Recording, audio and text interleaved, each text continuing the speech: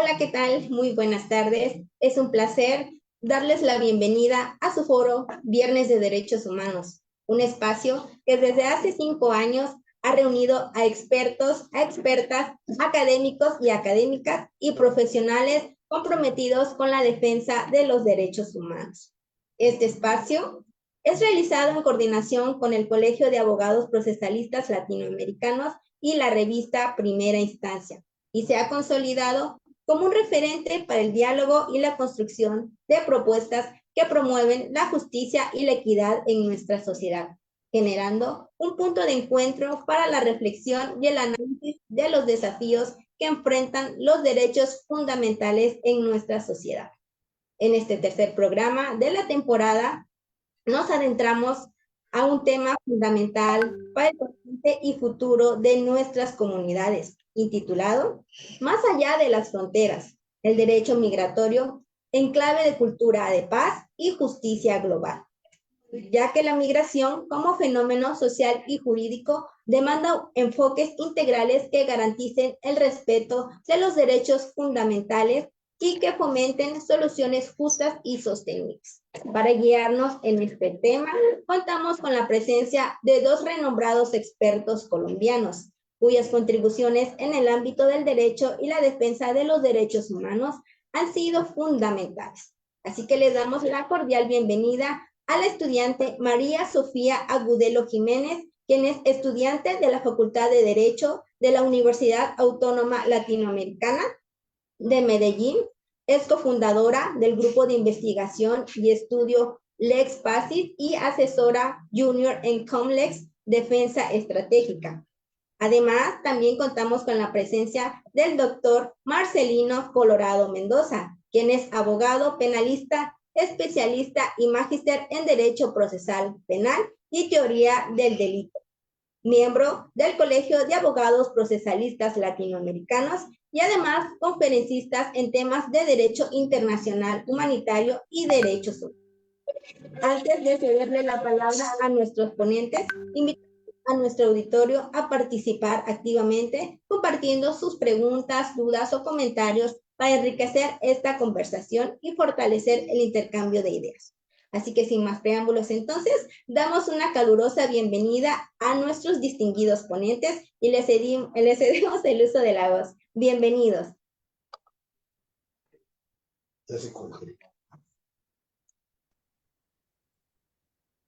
Bienvenida, estimada María Sofía.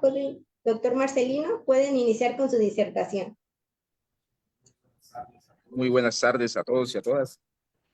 Es un placer estar acompañándolos en esta tarde de Derechos Humanos, nuevamente agradeciendo pues al Colegio de Abogados Procesalistas Latinoamericanos, al doctor Martínez Lascano y a todos ustedes quienes hacen posible compartir hoy nuestro punto de vista sobre un tema que nos preocupa, es un tema que está en un debate constante, no solamente en Latinoamérica, sino en todo el globo terráqueo, se puede decir, y es ese tema que nos confronta con esas barreras no solamente físicas, sino legales, pero también simbólicas, como es el tema de la migración.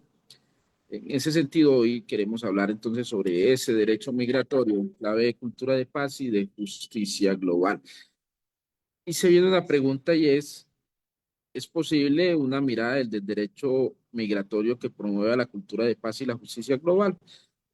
Hoy me acompaña una de las estudiantes de la Universidad Autónoma Latinoamericana, una estudiante motivada por esos temas, que también ha venido investigando acerca de ellos. Yo me voy a permitir compartir en la pantalla para abordar el tema una presentación. Permítanme un segundito.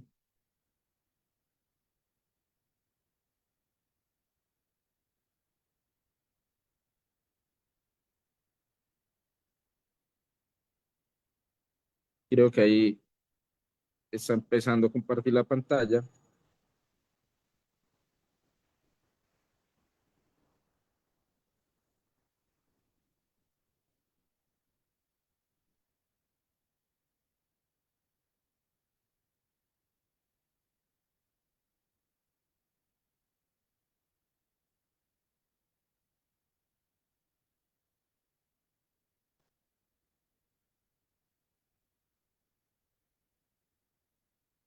precisamente entonces lo que le decía, ese derecho migratorio es un clave de cultura de paz y de justicia global. Partimos entonces de lo que decía Ana Arendt. Ana Arendt, en resumidas cuentas, dentro de su filosofía, nos enseñó que la humanidad no se divide en ciudadanos y en extranjeros, sino en seres humanos. Es decir, desde ese lugar, desde esta reflexión, nosotros no solamente nos queremos quedar en esa norma jurídica, sino que también tenemos que abordar un poco esa ética de cuidado, de hospitalidad y de reconocimiento del otro.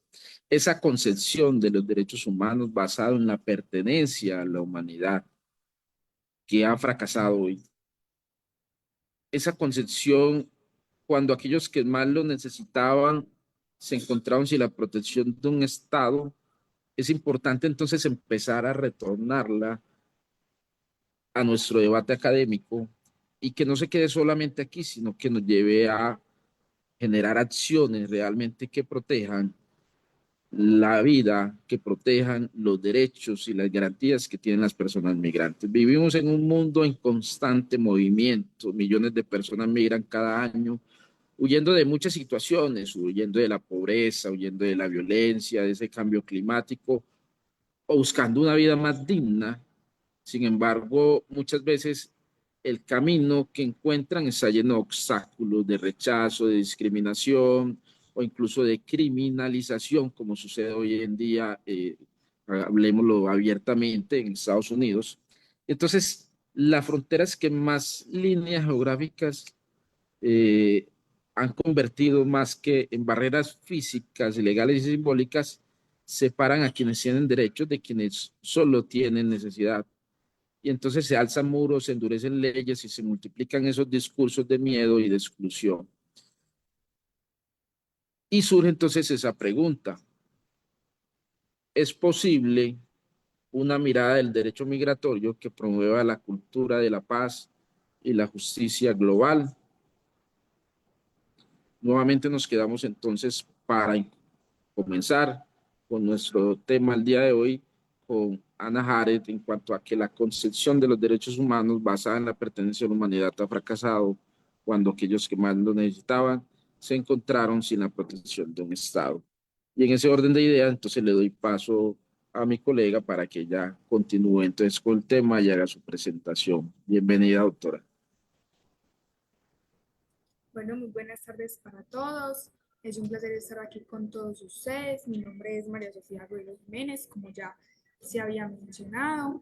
Agradecerle primero al doctor Alfonso por el espacio que nos da para que podamos abordar este tema, para que queden claros algunos conceptos y para que quede más clara la historia, porque es un tema que viene desde hace mucho tiempo, no es un tema actual.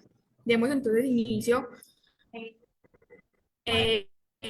con la primera parte, con nuestro primer tema sobre el derecho migratorio tradicional y sus tensiones con los derechos humanos. En toda la evolución histórica del derecho migratorio siempre ha estado una contradicción entre lo que es el control estatal versus una movilidad humana.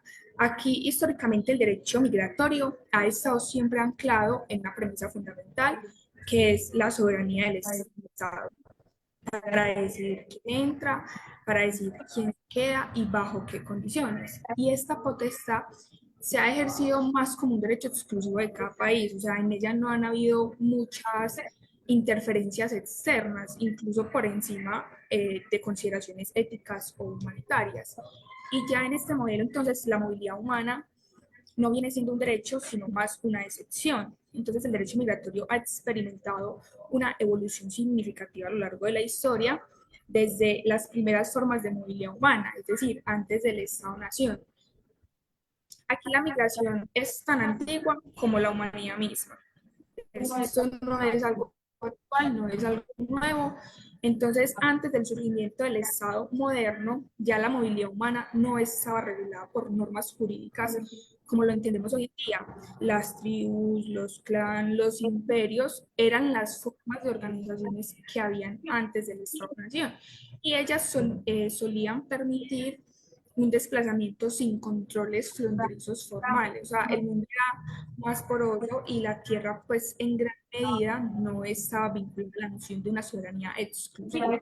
Ya esto cambia con los tratados de Westfalia en 1848, que estos tratados de Westfalia trajeron consigo la noción de la soberanía territorial y pues con ella la delimitación de las fronteras. Y ya entonces acá se empiezan a sentar las bases del control estatal de la migración. Ya los estados comenzaron a definir quiénes eran sus nacionales y quiénes eran sus extranjeros, estableciendo así las primeras regulaciones sobre la entrada y sobre la movilidad de las personas en sus territorios.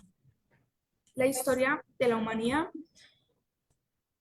está marcada por el desplazamiento. Y los primeros grupos humanos, desde el Homo erectus hasta el Homo sapiens, que fueron nómadas, empieza la movilidad no como una excepción, sino como una condición esencial para la supervivencia. Desde ese entonces se buscaba el alimento, se seguía el clima, se buscaba protegerse de amenazas, o también se desplazaba para encontrar nuevas oportunidades vitales. Las migraciones prehistóricas dieron entonces lugar al poblamiento en todos los continentes y no existían en este tiempo conceptos como la frontera, la nacionalidad, la extranjería. Realmente el territorio era compartido o disputado, pero no regulado por normas estatales como las que conocemos hoy en día. Entonces, estas sociedades tribales o clánicas realmente no se construía una función de un Estado, sino lazos de parentesco, por lengua, por conmovisión, por territorio ancestral. Las personas podían incorporarse a otras comunidades a través del matrimonio, a través del comercio, a través de la hospitalidad o incluso muchas veces a través de un refugio. Y había normas consuetudinarias, pero no un aparato jurídico con fronteras cerradas. O sea, el movimiento era en general más ritualizado y realmente restringido. Ya con la aparición entonces de los grandes imperios, como los que conocemos, el egipcio, el imperio romano, el el maya en otro territorio, pero no se llega a ese modelo de fronteras nacionales modernas. Por ejemplo, el Imperio Romano permitía una gran movilidad interna de quienes eran considerados súbditos o si eran ciudadanos. Aquí ya ese concepto de civitas otorgaba derechos dentro de un sistema jerárquico, pero la movilidad en el interior del imperio era relativamente libre. En muchos casos, inclusive los imperios promovían el traslado forzado o voluntario de poblaciones, pero también mantenían rutas comerciales abiertas. Un traslado forzado por colonias, por esclavitud, por exilios. Entonces, de este Estado moderno, la religión también empezó a jugar un papel muy fundamental en permitir la circulación de las personas, es decir, en temas de peregrinación y de hospitalidad, como la Meca, como Jerusalén, como Santiago de Compostela, que son lugares a los que ya de una manera más espiritual las personas accedían a ellos o querían ir a esos lugares porque eran considerados santos o porque era algo importante de la religión o de la espiritualidad que cada persona tenía. Entonces aquí se empieza a formar la reconocida movilidad espiritual. Muchas culturas antiguas, incluyendo las del Medio Oriente, las de la África preislámica o las tradicionales pues indígenas de América, empezaron así a desarrollar normas de hospitalidad hacia el o hacia el viajero o hacia el exiliado. En varios textos religiosos como la Biblia, como el Corán, se insta al ciudadano del extranjero como un mandato más ético. Y antes del surgimiento entonces de este Estado-nación, la movilidad humana era una práctica común, era guiada por la necesidad, era guiada por la espiritualidad, por la guerra o por el intercambio, pero no estaba sujeta a las lógicas de soberanía ni a los sistemas jurídicos de control migratorio. Esto entonces nos invita a recordar que la migración no es una anomalía que debe ser regulada, sino que es una expresión ancestral de la humanidad y que el derecho moderno ha restringido bajo criterios de exclusión política, económica o cultural. Dentro Con la formación del Estado-Nación surge también un nuevo concepto de pertenencia, el ciudadano. La ciudadanía se convierte entonces en una llave de acceso a derechos, pero también a deberes, en una categoría excluyente, pues quien no es ciudadano entonces es extranjero. Y aquí empezamos a hablar de esa exclusión que empieza a haber en estos tiempos. Aquí ya el extranjero, a diferencia de épocas anteriores, empieza a ser considerado como un otro, pero que es peligroso y con un potencial desestabilizador del orden interno. Entonces la migración, en lugar de concebir como un derecho o una necesidad humana, realmente empieza a ser tratada más como un problema de seguridad interna o de soberanía nacional. Y esto profundiza unos fenómenos como las revoluciones, como las epidemias, el comercio de esclavos y la colonización, que lo que hacen es reforzar la idea de que controlar la circulación humana es un sinónimo de preservar el orden. Con este surgimiento del Estado moderno, trajo consigo no solo la creación de sistemas de control migratorio que transformaron la movilidad en un privilegio más condicionado, y no es una expresión libre de la humanidad realmente. Desde entonces, la figura del migrante ha estado atrapada entre el derecho a buscar una vida más digna,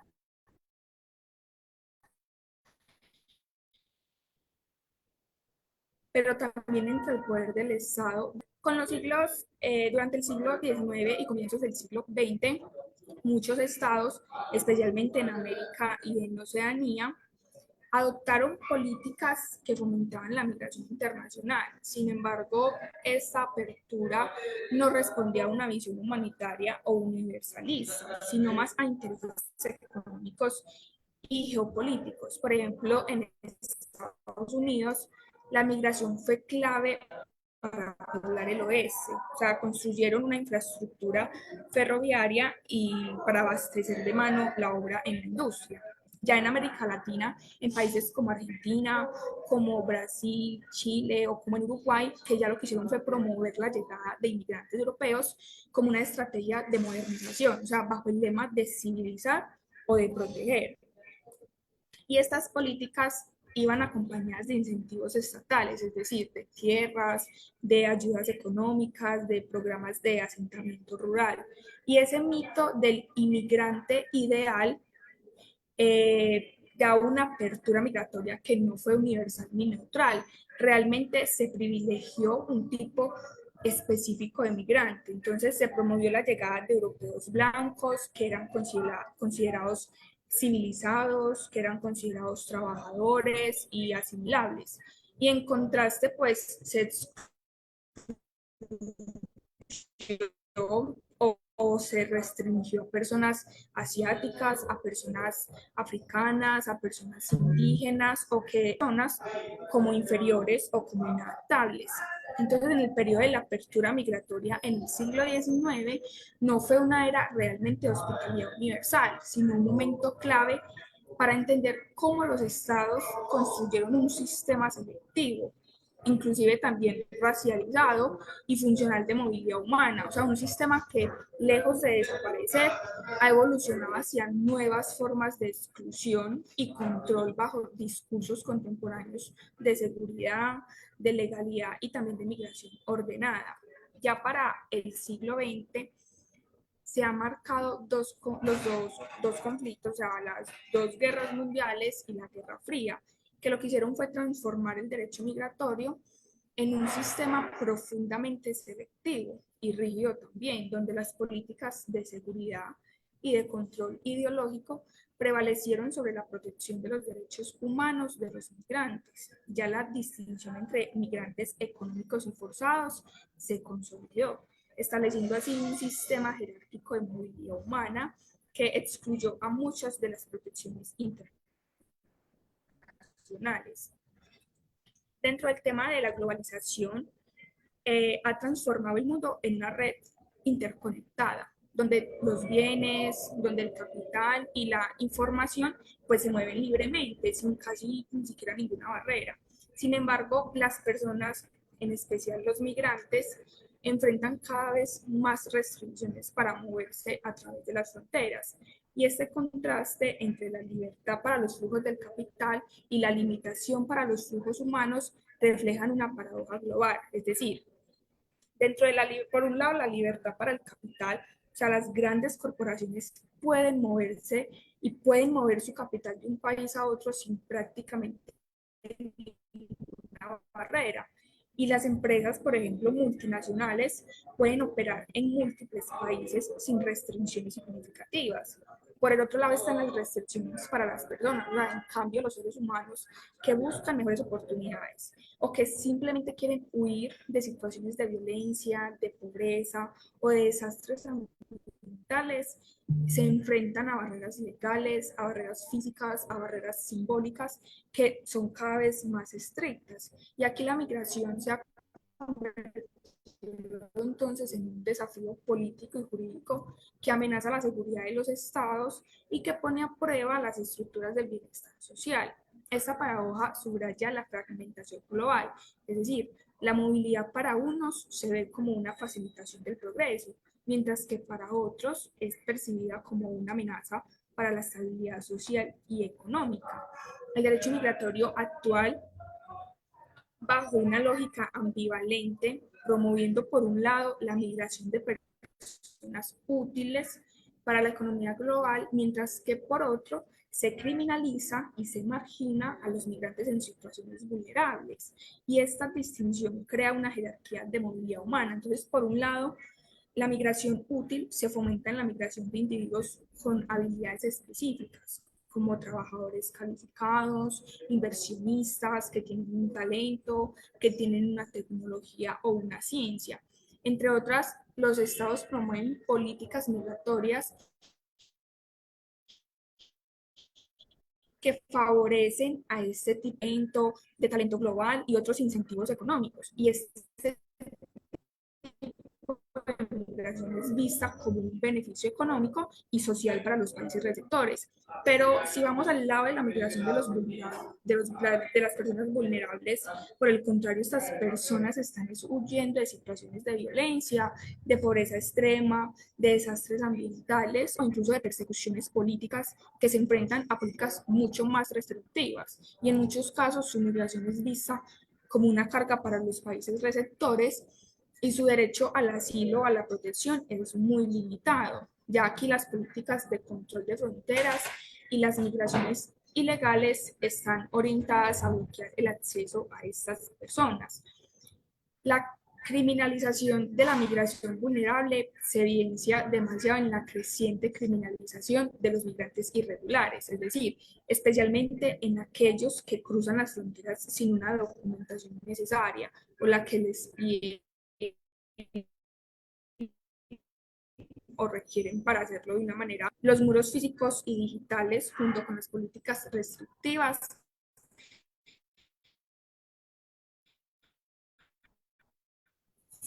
han convertido a los migrantes en buscar una mejor vida o es salvar sus vidas. Entonces, para recopilar todo el tema de la globalización, esta ha generado un contexto muy complejo para las políticas migratorias, ha creado una paradoja en la que los flujos de capital son más libres que los flujos humanos.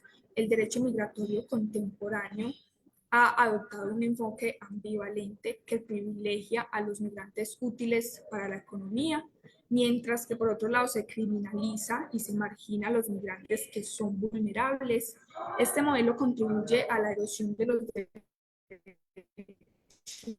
humanos y plantea serios desafíos para el reconocimiento pleno de la dignidad humana de los migrantes en un mundo que es interconectado.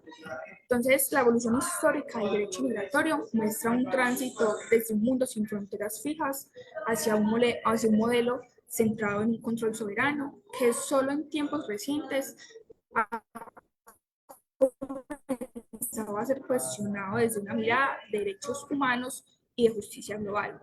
Podemos pasar al siguiente tema.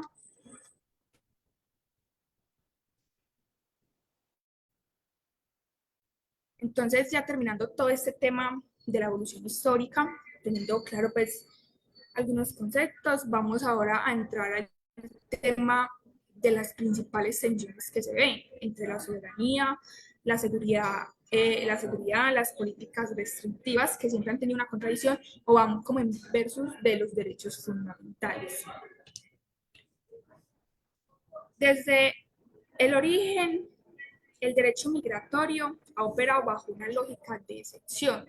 Es subordinada al principio de soberanía nacional. O sea, el migrante ha sido visto más como un otro a controlar que como un sujeto de derechos. Y esta visión, heredada del modelo westfaliano de soberanía, sitúa al Estado como la única autoridad competente para decir sobre el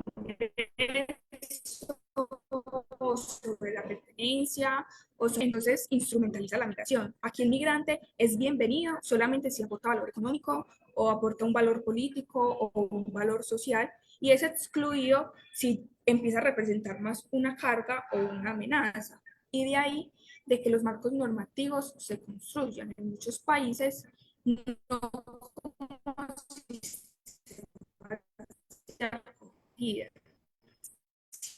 sino más como dispositivos de filtrado contemporáneos, es decir, asocian migración con delincuencia, terrorismo o una pérdida cultural, alimentando entonces políticas de endurecimiento normativo sin realmente reparar los costos humanos. Dentro de la tensión entre soberanía y derechos humanos, el corazón del conflicto aquí es en la incompatibilidad entre los principios jurídicos.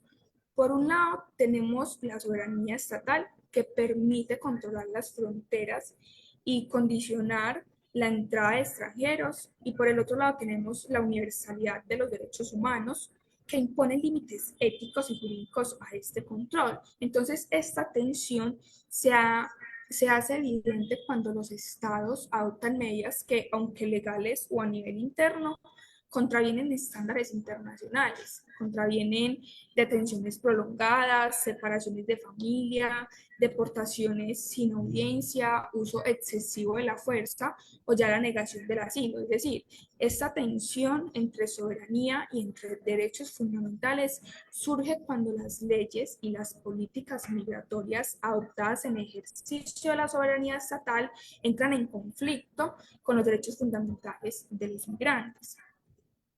Desde una perspectiva de derechos humanos, aquí el migrante no puede ser despojado de su dignidad por no tener, por ejemplo, papeles. Como recordó así la Convención 1803, donde toda persona tiene derechos por el solo hecho de ser humana, independientemente de su estatus migratorio. La doctrina también, dentro de los derechos humanos sin fronteras, no elimina la soberanía, pero si la somete al límite, es decir, no se puede ejercer el poder estatal de forma que esa esclava inclusive el principio de control de convencionalidad. La otra tensión es entre seguridad nacional con los derechos fundamentales. Por un lado, la seguridad nacional, los estados tienen la obligación de proteger a sus ciudadanos y a su territorio claramente de amenazas no solamente internas, sino que también externas. Y en el contexto migratorio, esto se traduce en la preocupación por prevenir la entrada de personas que puedan aquí representar un riesgo para la seguridad, o sea, como terroristas, como criminales o personas con enfermedades contagiosas. Pero por el otro lado, tenemos la posición de los derechos fundamentales, que incluso en el contexto de seguridad, los derechos fundamentales de los migrantes deben ser siempre respetados. La medida de seguridad no puede ser discriminatoria, ni tampoco desproporcionada, y mucho menos debe violentar la dignidad humana. Entonces, la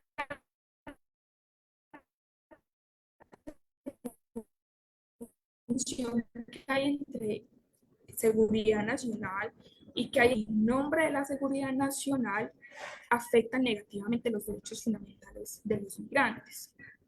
La otra tensión que encontramos son entre las políticas restrictivas versus los derechos fundamentales. Por un lado, las políticas restrictivas incluyen que los estados pueden implementar políticas migratorias restrictivas por diversas razones, o sea, como la protección al mercado laboral nacional, la preocupación por la capacidad de absorción de la sociedad o por consideraciones políticas pues ya internas. Y estas políticas pueden incluir cuotas de admisiones bajas, requisitos de entradas estrictas o incluso medidas para dificultar la regularización de la situación migratoria. Y ya la posición de los derechos fundamentales es garantizar o proteger el derecho que ellos tienen a buscar un asilo, el derecho a una reunificación familiar y el derecho a no ser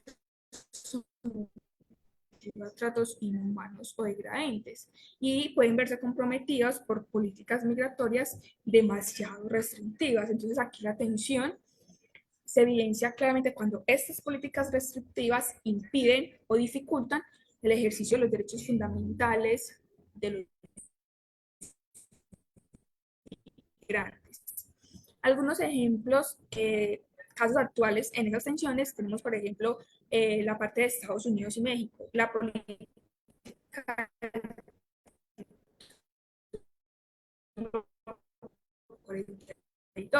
que fue derogada resultando en devoluciones inmediatas sin evaluación individual de riesgo. O sea, las condiciones de detención, especialmente para menores, han sido condenadas por múltiples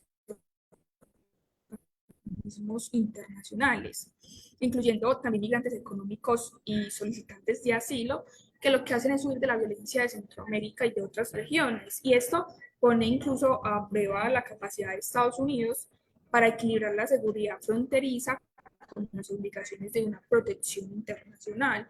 Y esto genera debate sobre el derecho al asilo, sobre la criminalización de la migración regular y sobre el trato de los niños migrantes que no son acompañados. Otro caso es el de Europa y el Mediterráneo. Aquí la externalización del control migratorio en países como Libia o como Turquía han generado grandes y graves también violaciones de derechos. Aquí las detenciones arbitrarias, la tortura en centros de tránsito, inclusive las muertes en el mar. Y en países como Hungría, en Grecia o en Italia, que han sido más señaladas por las expulsiones colectivas, que son prohibidas claramente por el derecho internacional. Otro caso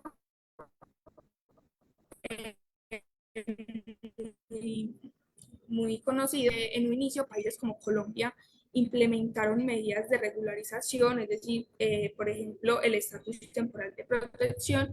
Muchas veces la respuesta ha sido informal, ha sido una respuesta muy precaria y ha sido una respuesta sobre todo muy discriminatoria. Por ejemplo, la xenofobia, las barreras para el acceso a servicios básicos y el uso del estatuto migratorio como criterio de exclusión social son prácticas muy frecuentes.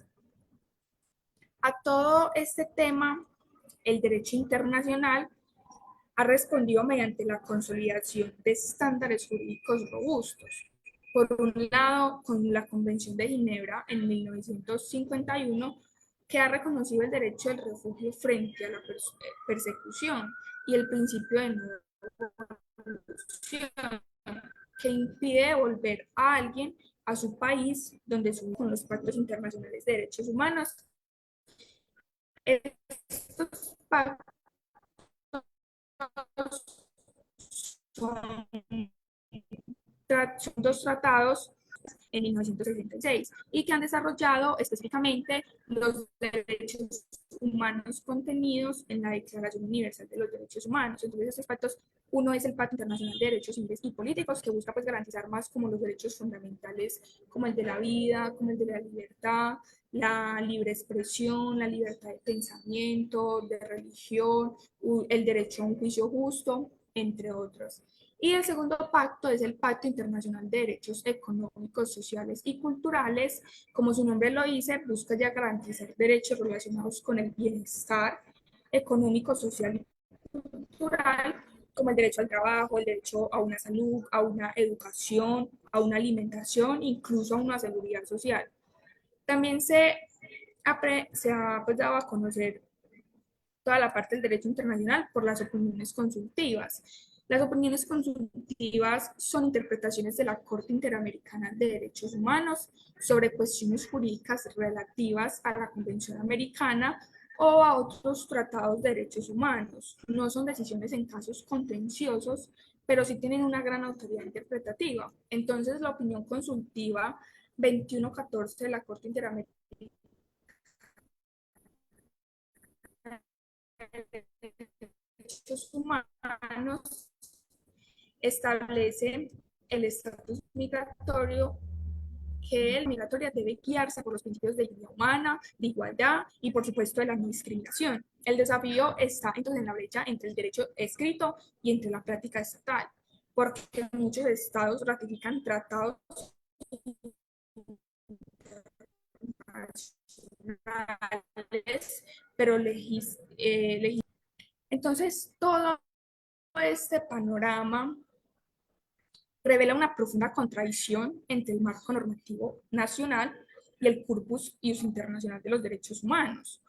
En este vacío legal y político, los migrantes se convierten en cuerpos vulnerables, que son administrados, pero que no son realmente protegidos. Entonces, el derecho migratorio actual, lejos de ser una herramienta para garantizar la justicia o paz social, se ha convertido en muchos casos en un instrumento de exclusión sistemática. Pero ¿cómo podemos revertir toda esta lógica? Y es aquí donde cobra sentido hablar de una cultura de paz, entendida como una transformación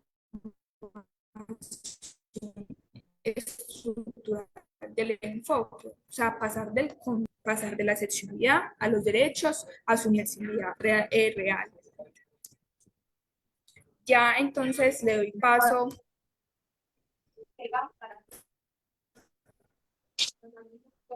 a Bueno, muchas gracias, doctora María Sofía. Pues para usted lo ha dicho, ha tocado usted solamente la evolución histórica del derecho migratorio, de cómo se empezó a concebir ese tema de poner barreras territoriales y legales al tránsito libre que deberíamos tener todos los ciudadanos por ser ciudadanos del mundo, sino que también se ha abordado una problemática actual hoy a través de esos ejemplos.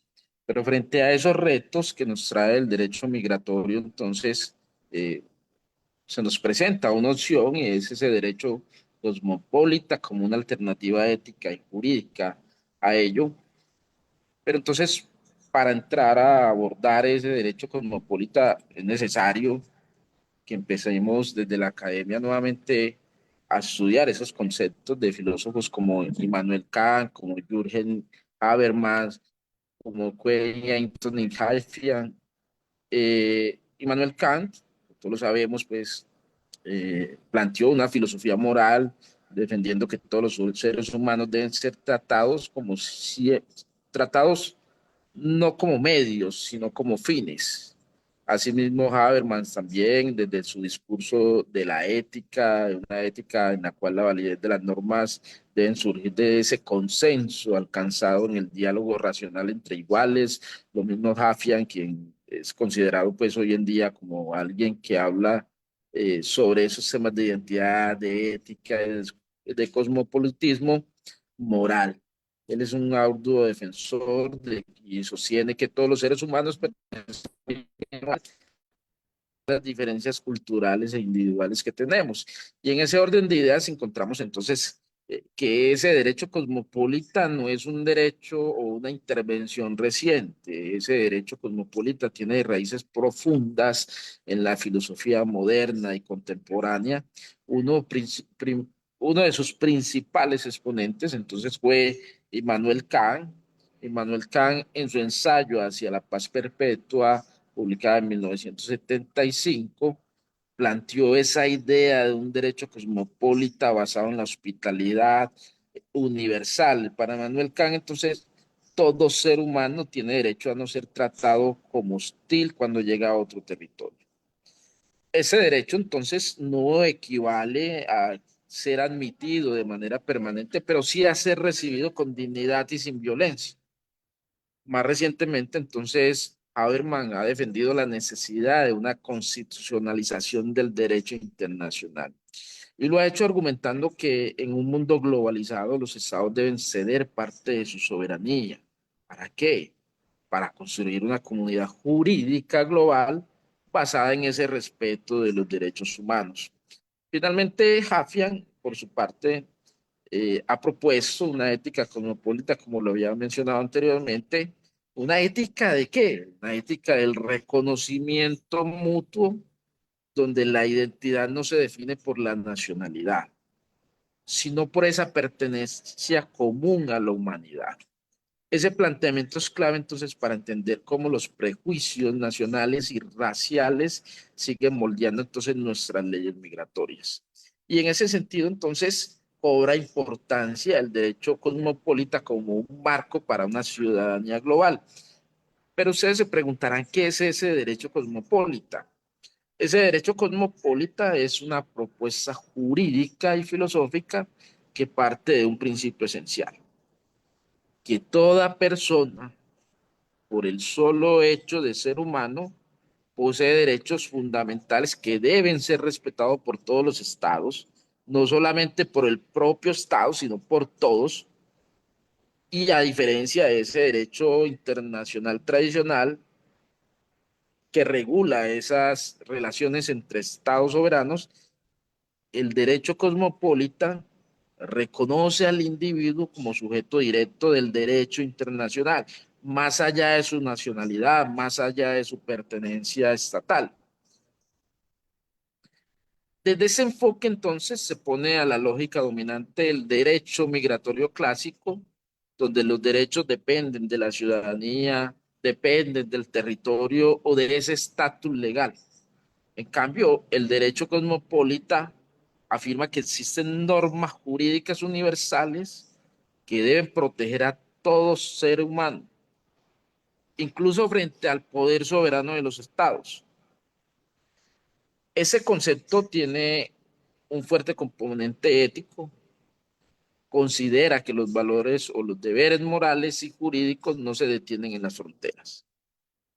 Esos valores jurídicos y morales que llevan a esa concepción de ese componente ético surge entonces de la convicción de que vivimos en un mundo interconectado, donde las decisiones de unos afectan directamente a otros.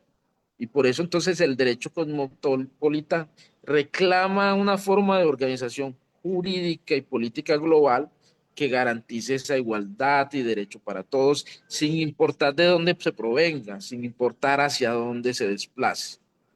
Y entonces nos lleva a convertirnos en una especie de ciudadanos globales como una alternativa a ese modelo nacionalista. Y bajo ese paradigma cosmopolita emerge entonces esa idea de una ciudadanía global. Esa idea de ciudadanía global entonces significa eliminar la ciudadanía nacional. No, esa idea de ciudadanía global significa superar las limitaciones exclusivas en lo que respecta a los derechos fundamentales, no eliminar la ciudadanía nacional. La ciudadanía global parte entonces de una pregunta clave y es, ¿por qué los derechos y las oportunidades deben depender del lugar de donde una persona nació? ¿Por qué?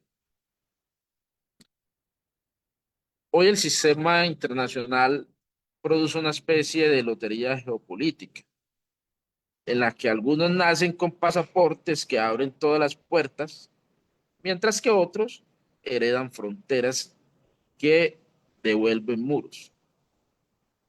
La ciudadanía global entonces busca corregir esa desigualdad de origen, busca garantizar un núcleo común de derechos que se aplique a todas las personas por igual. Eso entonces implica repensar profundamente ese vínculo entre pertenencia, identidad y derecho, para pasar entonces de un modelo excluyente donde el Estado decide a quién protege, a un modelo inclusivo donde los derechos no dependen de la nacionalidad, sino de la humanidad compartida.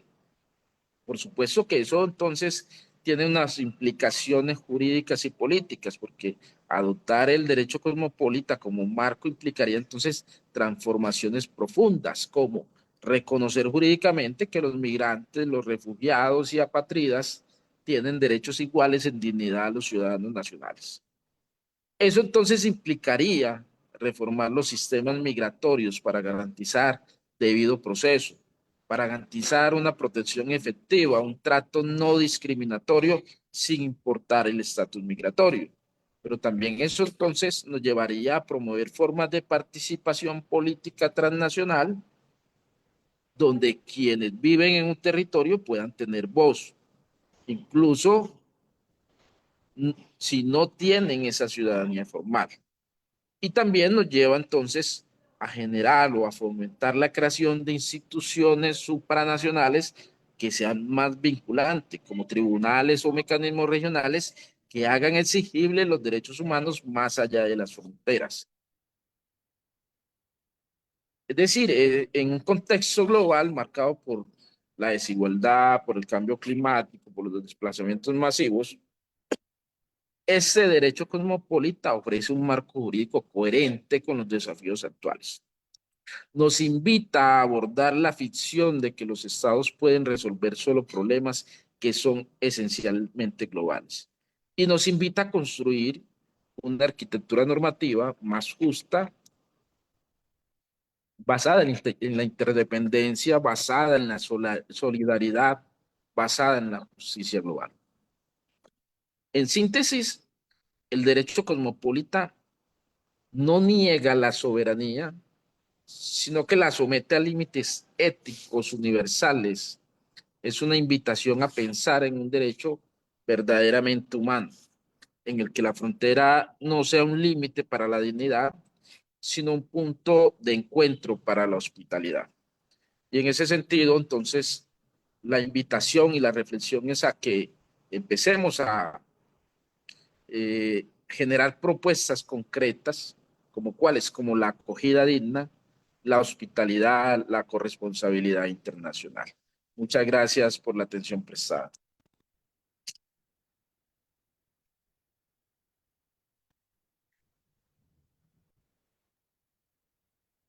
Excelentes exposiciones, estimado doctor Marcelino Colorado Mendoza. La verdad es un tema muy actual y también qué bueno que se acompaña con María Sofía, la cual saludo cordialmente. Bueno, es un tema que cada vez está más álgido y que lo han tocado de manera extensa y clara.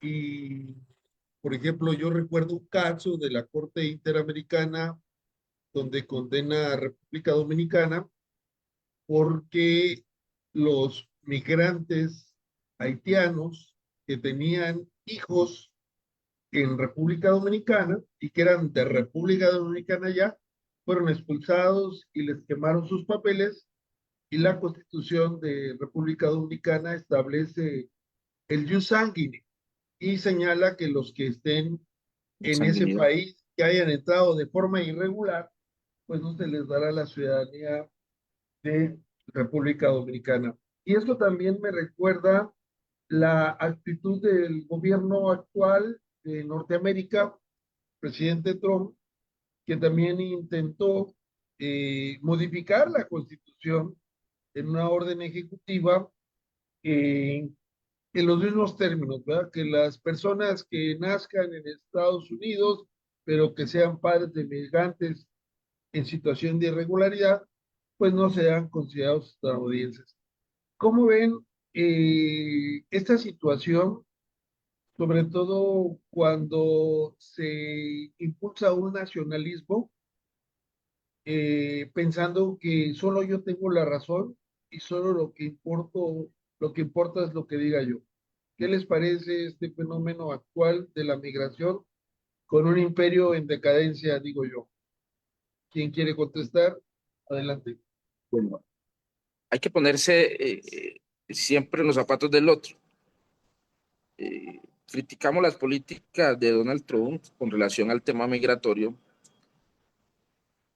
pero también lo que decía la compañera, es ese choque entre los derechos que tienen ellos de salvaguardar su soberanía alimentaria, su soberanía económica, etcétera, y ese derecho que tienen los migrantes. Y no se le critica, desde mi punto de vista personal, que quiera regular que quienes entren a Estados Unidos lo hagan de manera legal. Pero lo que sí se le critica es la forma en que están siendo tratadas las personas que ya se encuentran en el territorio americano, en el territorio de Estados Unidos, y que han entrado de manera irregular. Ese trato indigno, ese trato criminal que se les está dando. Eso es lo que realmente se debe cuestionar. Finalmente, esa balanza que debe haber entre soberanía y los derechos humanos se está viendo afectada y estamos viendo que están sobrepasando esa soberanía o en nombre de esa soberanía están aplastando los derechos humanos de las personas migrantes que ya se encuentran en el territorio americano. Muy interesante. María Sofía, ¿quieres agregar algo? Pues todo esto es, como lo decía Marcelino, o sea, el que tienen los inmigrantes es un tema que hoy en día no se está cumpliendo, aunque de manera internacional o de manera interna, lo que es la misma regulación que hagan los estados, como yo lo decía ahora, aunque ellos sacan normas, aunque ellos sacan tratados internacionales para la protección de los migrantes, para que ellos entren y estén de una manera más digna porque vienen de desplazamientos o vienen de violencia o vienen de pobreza, realmente muchas veces esta soberanía no lo cumple, no cumple muchas veces lo que el propio Estado saca para regular la protección, para garantizar la protección de estas personas. Realmente muchas veces no lo cumple. Entonces aquí nos preguntamos si realmente vale tanta la soberanía cuando se están afectando a seres humanos, cuando se están afectando a personas que están siendo violentadas, entonces están llegando a otro país a ser más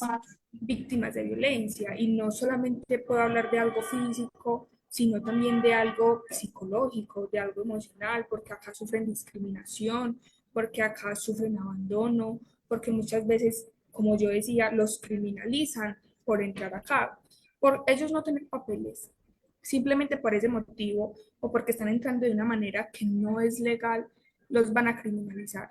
Entonces es también concientizar si realmente esa soberanía se está cumpliendo de una manera pues, buena, de una manera que no vulnere más a esos derechos fundamentales. Y yo creo que realmente no lo está haciendo, realmente está prevaleciendo más la soberanía del Estado simplemente por regular a las personas que el cumplimiento de los derechos que tienen estas personas como migrantes, porque siguen siendo seres humanos. Interesante. Y aquí recuerdo una definición o un concepto, lo voy a parafrasear de Luis Ferrayoli, donde dice que la soberanía no es algo abstracto, general, sino que la soberanía, como nosotros nos han vendido la idea, reside en el pueblo, pero debe de fraccionarse en cada uno de nosotros en el derecho a la autodeterminación. Sí, la soberanía es de todos, no es del gobierno. Y entonces habría que replantear esa situación que no implica un poder absoluto. De hecho, la idea de los derechos humanos es controlar el poder.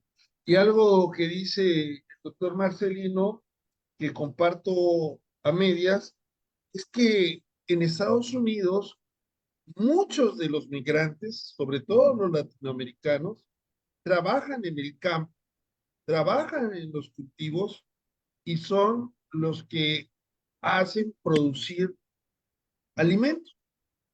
Y entonces, ahora, pues, de hecho, ha habido por las grandes deportaciones, inclusive hay una política de Donald Trump que dice, te vamos a dar $1,000, digo, sí, $1,000, y te vamos a regresar a tu país en avión, pero autodepórtate. Es decir, eh, pienso que no se puede justificar, porque si bien, como lo señalas, si tomamos al ser humano como el sujeto de protección sin el nacionalismo, pues entonces sería un doble discurso que aniquilaría ese derecho humano, como mencionas bien, de carácter global. ¿Qué opinas, Marcelino?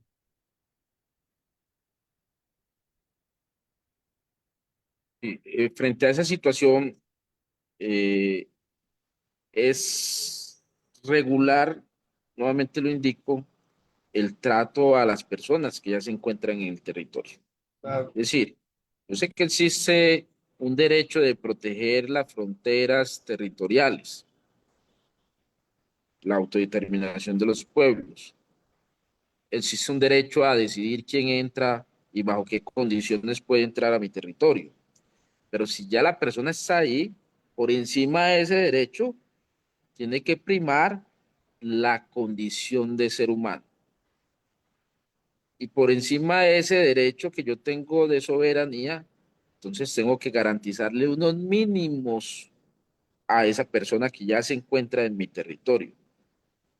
Desde la cordialidad, tratarlo con decencia, no perseguirlos. Estamos viendo que en Estados Unidos hay una cacería, van a las escuelas, van a los hospitales, como si estuvieran en temporada de caza.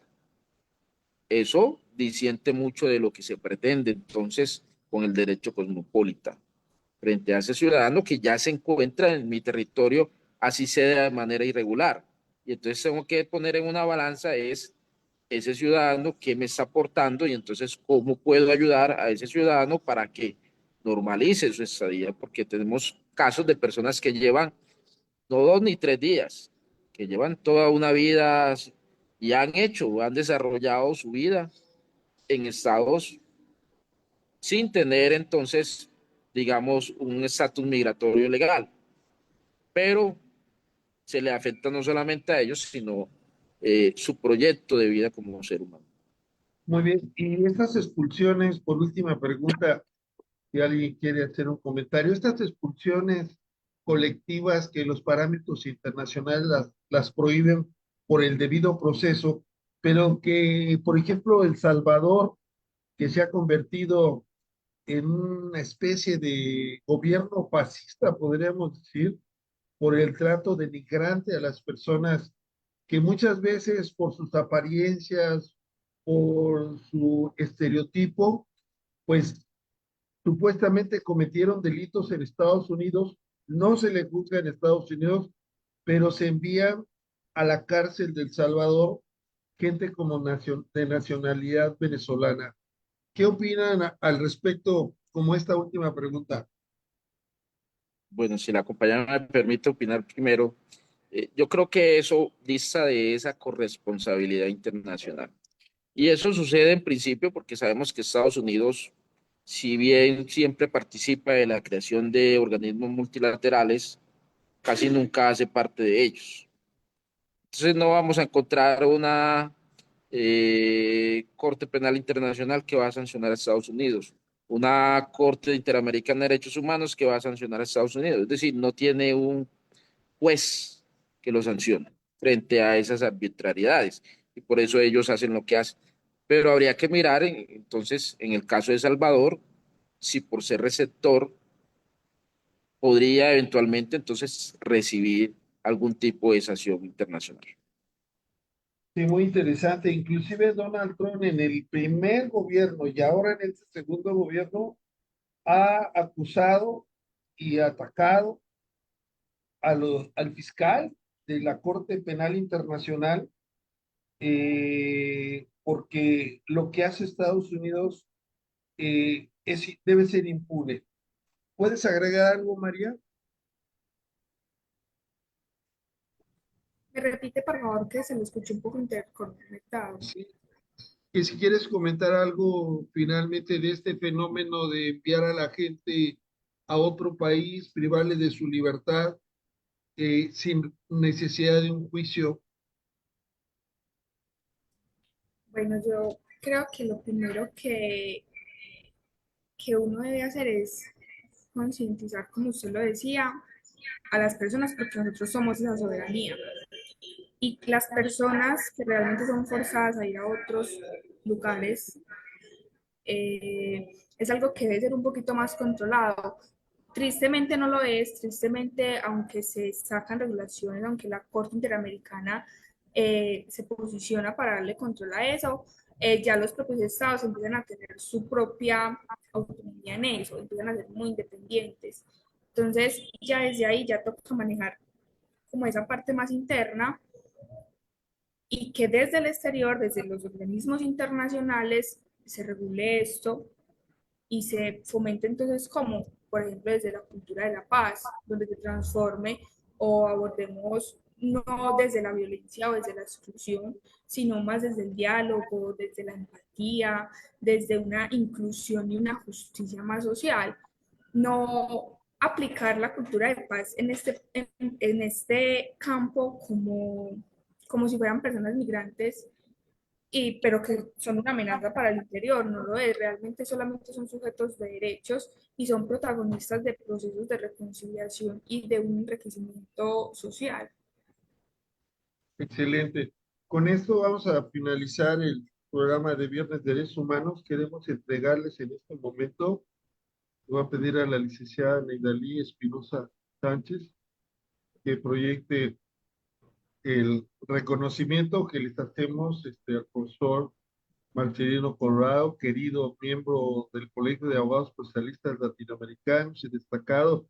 Y qué bueno, como buen maestro, que abre la participación a la estudiante María Sofía Angüelo Jiménez. Entonces, le estamos entregando un certificado a nombre del Colegio de Abogados Procesalistas Latinoamericanos y a nombre de la Secretaría de las Ciencias y Humanidades Tecnológicas e Innovación por la destacada participación en el Foro Viernes de Derechos Humanos en su 17ª temporada con la conferencia magistral Más allá de las fronteras, el derecho migratorio en clave de cultura de paz y justicia global.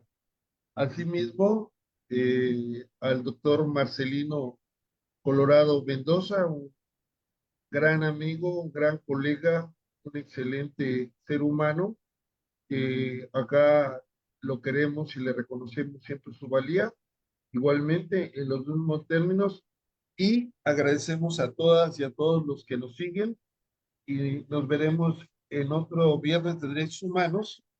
Y queremos manifestarle al doctor Marcelino que este foro es de nosotros, es de ustedes, es de todos. Así que siempre que quieran venir a él, las puertas están abiertas. Muchas gracias, doctor Marcelino, muchas gracias y mucho gusto, María Sofía. Gracias. Gracias por la oportunidad, doctor Lascano. Feliz tarde a todos. Gracias. Gracias. Hasta pronto.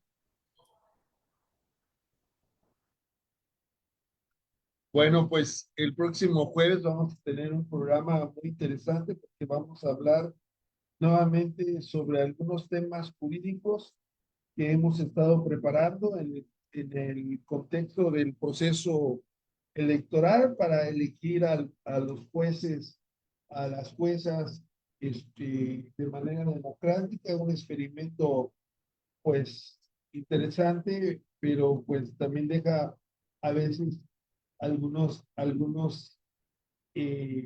bemoles porque pues, interesante, hay que cambiar. También así que nos vemos pronto. ¿Dónde más? Algunos Temelex. Bemoles porque pues, interesante, hay que cambiar. También así que nos vemos pronto. ¿Dónde más? Algunos Temelex. Bemoles porque pues, interesante, hay que cambiar. También así que nos vemos pronto. ¿Dónde más? Bemoles porque pues, interesante, hay que cambiar. También así que nos vemos.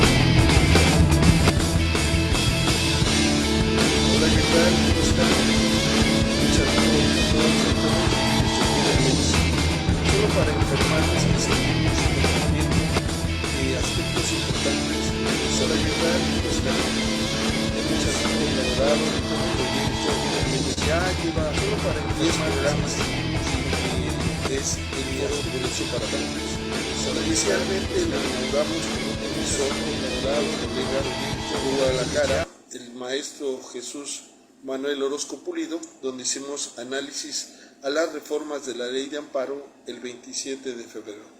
Luego en Querétaro con la doctora Carla Elizabeth Mariscal Ureta hablamos sobre la vulnerabilidad de los derechos y los derechos humanos el 6 de marzo. Luego nos fuimos a Nuevo León a platicar con el doctor Juan Ángel Salinas Garza, con quien analizamos la protección judicial a las personas el 13 de marzo. Nos fuimos a Nuevo León y posteriormente nos fuimos hasta Lima, Perú, con el doctor Jorge Isat Torres Manrique, un prestigiado jurista latinoamericano, y hablamos de la justicia en Perú y las experiencias que se han generado en estos últimos tiempos. Luego nos fuimos a Aguascalientes con la doctora Marta Elba Dávila Pérez para hablar de los problemas que asisten a las responsabilidades legales del sistema jurídico mexicano el 27 de marzo.